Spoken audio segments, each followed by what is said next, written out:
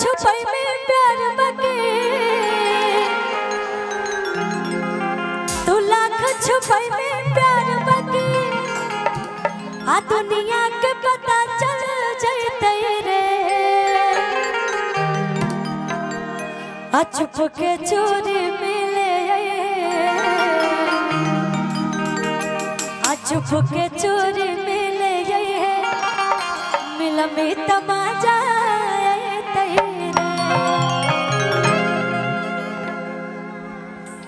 जितने लोग प्यार किए हैं और कुंवारे हैं अभी तक उन लोग के लिए है तू लाख छुपाई में प्यार बके तू लाख छुपाई में प्यार बके दुनिया में पता चल जाए रे चुप के चोरी मिले चुप के चोरी मिले मिल में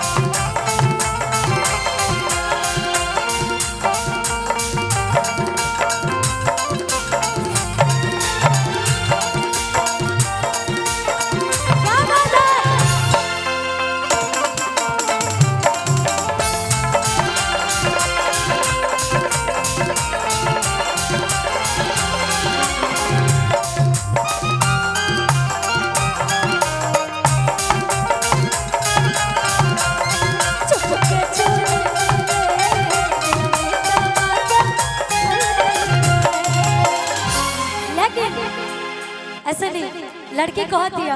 अच्छा प्यार करते हैं तो ऐसा लगता है कि छुपाने से छुप जाएगा लेकिन ऐसा नहीं हम लोग की गलत फहमी होती है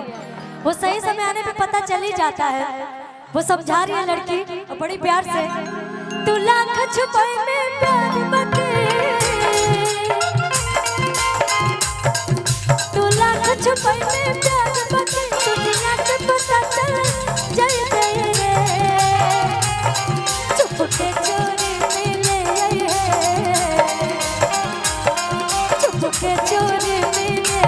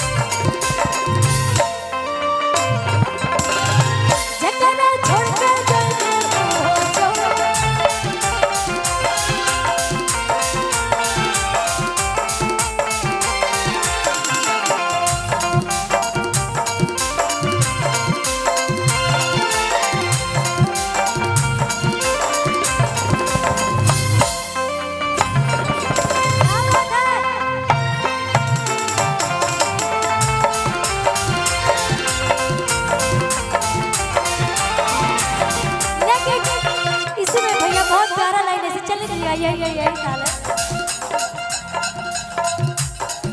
खगड़िया जिला में खिलल हमर नामा ए जानू तो लेकर खगड़िया जिला में खिलल हमर नामा ए जानू तो लेकर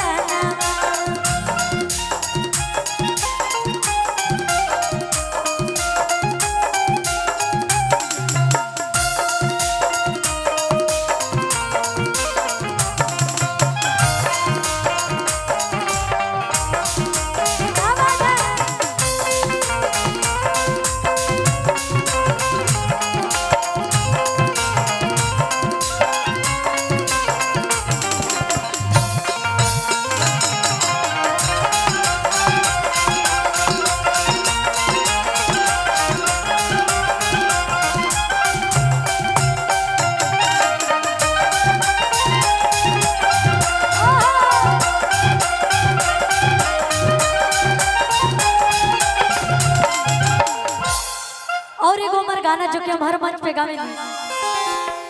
और हमारे आदरणीय लोग जितना भी